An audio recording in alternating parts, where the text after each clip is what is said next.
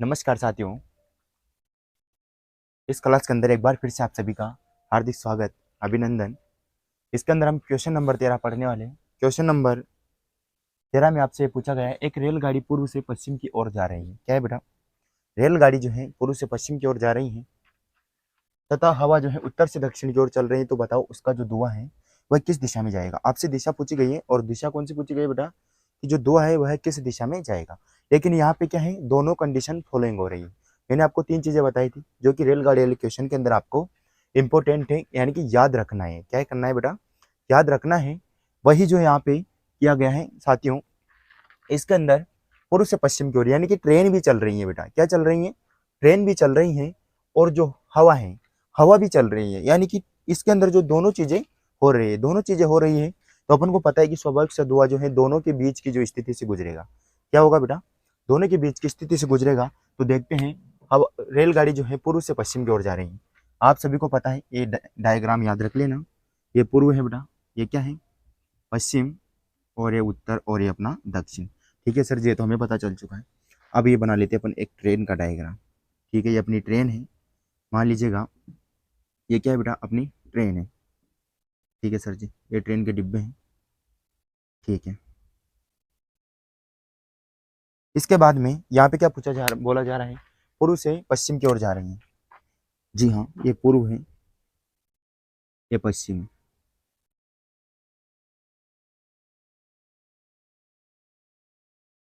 ठीक है सर जी, इतना तो हमें समझ आ चुका है। ठीक है बेटा, पूर्व से पश्चिम की ओर ट्रेन जा रही है तो स्वाभाविक सी बात है कि धुआं किधर आएगा?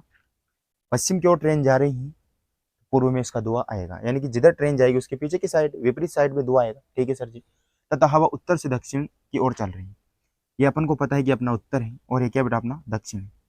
अब हवा कहाँ चल रही है? हवा इस वाली स्थिति में चल रही है, नीचे वाली में। और जो ट्रेन पूर्व से पश्चिम की ओर जा रही है तो ट्रेन का धुआं आने की स्थिति उधर से ये वाली है। क्या बेटा?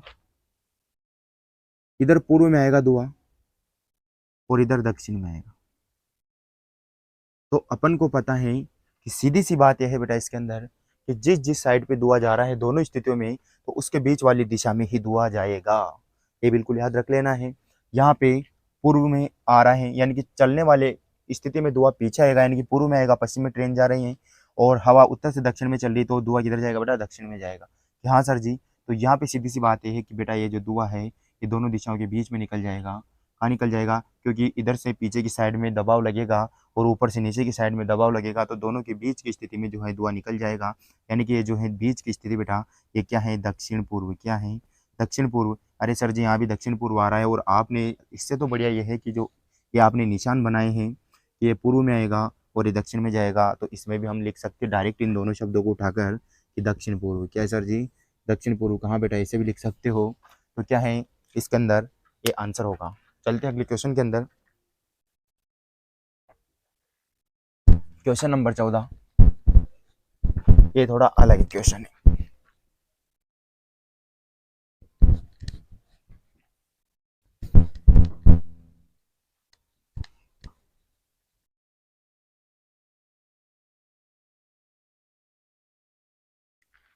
सरिता पटरी को रिपीट करके खड़ी है। 14, सरिता पटरी की और पीट करके खड़ी है एक रेलगाड़ी। एक रेलगाड़ी उसके बाएं ओर से दाएं ओर जा रही है। उसके बाईं ओर से दाईं ओर जा रही है। यदि ट्रेन का धुआं दक्षिण दिशा में जा रहा है, यदि ट्रेन का धुआं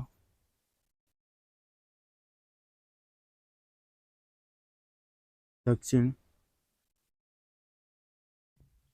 दिशा में जा रहा है तो सरिता का मुख किस दिशा में है? तो सरिता का मुख किस दिशा में है?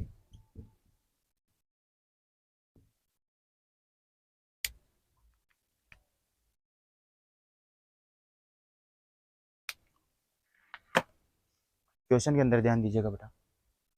सरिता पटरी की ओर पीट करके खड़ी है। क्या है? सरिता पटरी की ओर पीट करके खड़ी है।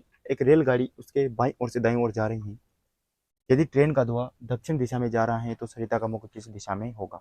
आपसे पूछा गया, यानी कि जो उन्होंने उनके हिसाब से डायग्राम में चीजें दे दी हैं।